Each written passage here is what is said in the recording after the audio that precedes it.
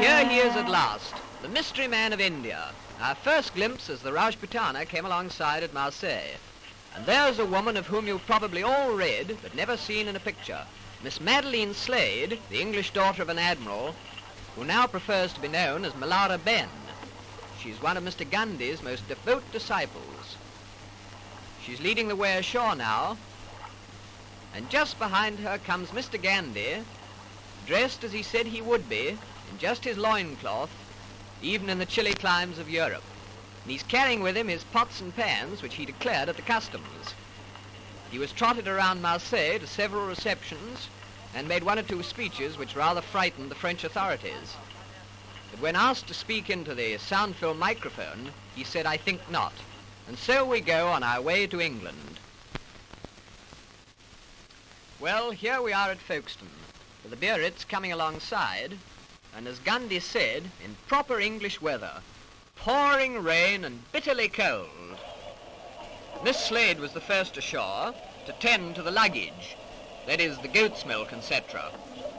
She was followed by Gandhi's son, and then came the little man, still scantily clad, but with an extremely wet blanket around his tiny frame. I'm sure he must have been frozen. We were in thick overcoats. He picked his way through the puddles along the quay side, and he was wearing sandals, by the way, to the waiting motor car, for he decided that he'd rather go up to London by road. He insisted on sitting up in the front seat with the driver. He said that he could see better that way. So he tucked himself in, and so off to London, whilst his followers went by the boat train.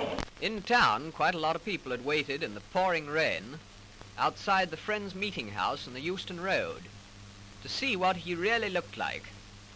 But at first they were quite disappointed, because he went in the back way. But shortly afterwards he left by the front way. And then they really did see quite a lot of him, even his knees.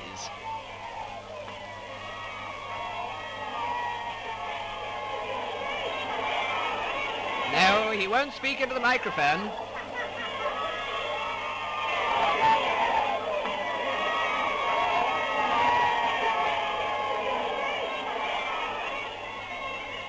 And so to his popular home, where we leave this bizarre little man, whose coming has caused so much comment, complete with loincloth, spinning wheel and goat's milk, feeling sure that he cannot complain of his reception or the publicity he has received, from which, by the way, we always understood that he shrank.